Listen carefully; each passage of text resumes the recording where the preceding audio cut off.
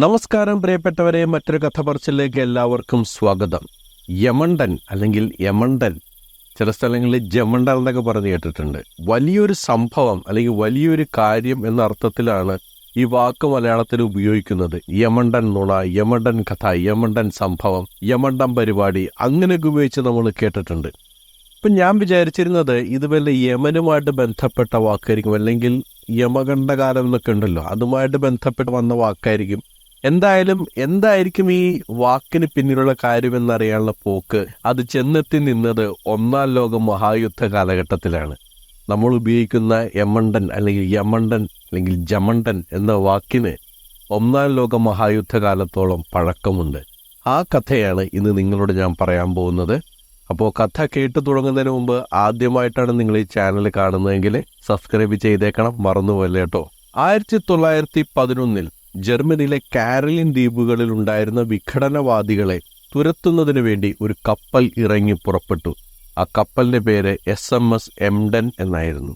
ഈ എംഡൻ എന്ന പേര് ഈ കപ്പലിന് കിട്ടുന്നത് ജർമ്മനിയിൽ തന്നെയുള്ള ഒരു സിറ്റിയുടെ പേരിന് പിന്നാലെയാണ്. ആ സിറ്റിയുടെ തന്നെ മേയറായിരുന്ന ലിയോ ഫ്യോബ്രിഞ്ചർ ആണ് ഇതിനെ എംഡൻ എന്ന് പേരിട്ടത്. ഏകദേശം 358 അടി നീളമുള്ള ഒരു കപ്പലായിരുന്നു എംഡൻ. ഈ വിഘടനവാദികളെയൊക്കെ തുരത്തിയ ശേഷം പിന്നെ എംഡന്റെ പേര് കേൾക്കുന്നത് ചൈനീസ് യാങ്സെ നദിയുടെ തീരത്തുണ്ടായിരുന്ന വിപ്ലവകാരികളെ തുരത്തുന്നതിനിടെ നടത്തിയ യുദ്ധത്തിലാണ്. തുരത്തുക എന്നതിനേക്കാൾ ഉപരി അവിടെ ഉണ്ടായിരുന്ന യൂറോപ്യൻസിനെ രക്ഷിക്കുക എന്നുള്ളതായിരുന്നു എംഡന്റെ ദൗത്യം. പിന്നീട് ഒന്നാം ലോക മഹായുദ്ധത്തിന്റെ ഭാഗമായി തീരുന്ന ഈ എംഡൻ പേരെടുക്കുന്നത് ഒരു റഷ്യൻ കപ്പലിനെ പിടിച്ചെടുത്തുകൊണ്ടാണ്. റിയാസാൻ എന്ന കപ്പലിനെ പിടിച്ചെടുത്തിട്ട് പിന്നീട് ജർമ്മനിയുടെ തന്നെ യുദ്ധക്കപ്പലാക്കി മാറ്റിയായിരുന്നു. പിന്നീട് ഇന്ത്യൻ മഹാസമുദ്രത്തിൽ പ്രവേശിക്കുന്ന എംഡൻ നിരവധി ആക്രമണം നടത്തി ഏകദേശം 17ഓളം കപ്പലുകളെ മുക്കിക്കളയുകയോ പിടിച്ചെടുക്കുകയോ ചെയ്തിട്ടുണ്ട്.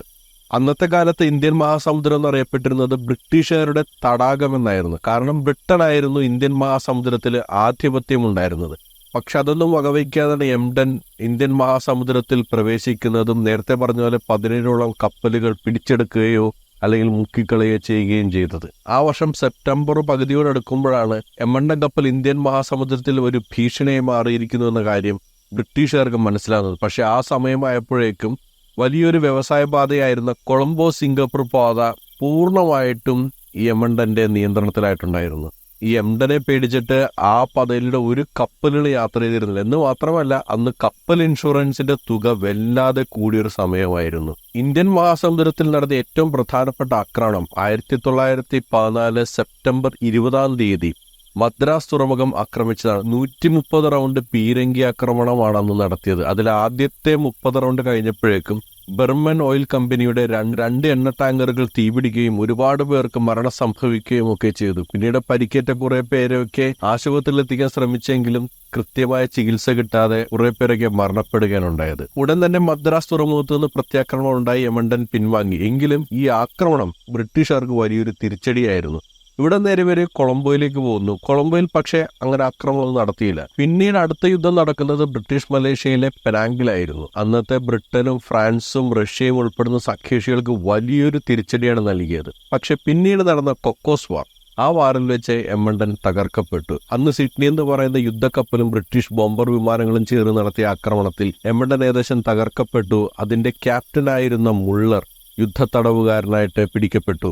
അങ്ങനെ എംഡൻ എന്ന് പറയുന്ന പേടി സ്വപ്നത്തിന്റെ കഥ അവിടെ അവസാനിക്കുകയായിരുന്നു. പിന്നീട് ജപ്പാന്റെ നിർദ്ദേശപ്രകാരം ഇതിന്റെ അറ്റകുറ്റപ്പണികളൊക്കെ ഒന്ന് പരിഹരിച്ച് റീഫ്ലോട്ട് ചെയ്യാനുള്ള ഒരു പദ്ധതിയുമായിട്ട് മുന്നോട്ട് പോയെങ്കിലും അന്ന് നടത്തിയ ഇൻസ്പെക്ഷനിൽ ഈ തിരമാലകൾ ഉണ്ടാക്കിയ ആഘാതങ്ങൾ കൊണ്ട് ഇനി ഒരിക്കലും റിപ്പയർ ചെയ്യാൻ പറ്റാത്ത വിധത്തിൽ എമണ്ടൻ നശിക്കപ്പെട്ടു എന്നാണ് മനസ്സിലായത്. ഈ കപ്പലിന്റെ ക്യാപ്റ്റനായിരുന്ന വോൺ മുള്ളറിനെ കുറിച്ചും ഈ കപ്പലിനെ കുറിച്ചും ഒരു പുസ്തകമുണ്ട്. ആ പുസ്തകത്തിലാണ് എംഡന്റെയും അതിന്റെ ക്യാപ്റ്റനായിരുന്ന വോൺ മുള്ളറിന്റെയും വീരസാഹസിക കഥകളെ കുറിച്ച് പ്രതിപാദിക്കുന്നത്.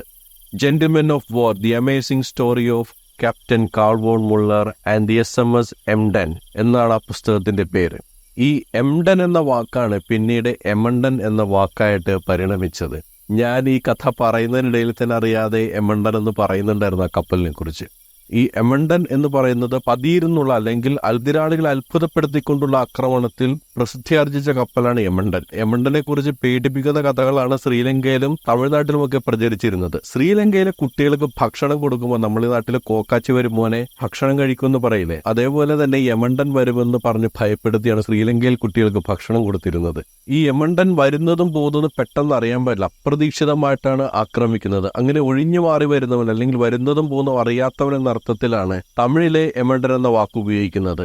അവൻ ശരിയാണ് എമണ്ടനാകിയ റിപ്പേൻ എന്ന് പറഞ്ഞിട്ടുണ്ടെങ്കിൽ അവൻ ശരിക്കുള്ളൊരു എമണ്ടൻ തന്നെ. ആ എമണ്ടൻ ഉദ്ദേശിക്കുന്നത് ഈ കപ്പലിനെ തന്നെയാണ്. പക്ഷേ മലയാളത്തിലേക്ക് വന്നപ്പോൾ എമണ്ടൻ എന്ന വാക്ക് വലിയ എന്ന അർത്ഥത്തിൽ അല്ലെങ്കിൽ ശക്തമായ എന്ന അർത്ഥത്തിലാണ് ഉപയോഗിക്കാൻ തുടങ്ങിയത്. എമണ്ടൻ പണികിട്ടി, എന്തൊരു എമണ്ടൻ നുണയാള് എന്തിനു പറയുന്നു. 2019 ഒരു യമണ്ടൻ പ്രേമകഥ എന്ന പേരിൽ തന്നെ സിനിമ ഇറങ്ങിയിട്ടുണ്ട്. എന്തൊക്കെയായാലും എമണ്ടൻ അല്ലെങ്കിൽ യമണ്ടൻ, ഇനിയിപ്പോൾ ജമണ്ടൻ എന്ന് പറഞ്ഞാലും ഈ വാക്കുകൾ മലയാളത്തിലേക്ക് വന്നത് SMS എംഡൻ എന്ന കപ്പലിന്റെ പേരിന് പിന്നാലെയാണ്. ഈ കഥ നിങ്ങൾക്ക് ഇഷ്ടമായെങ്കിൽ ലൈക്ക് ചെയ്യുക.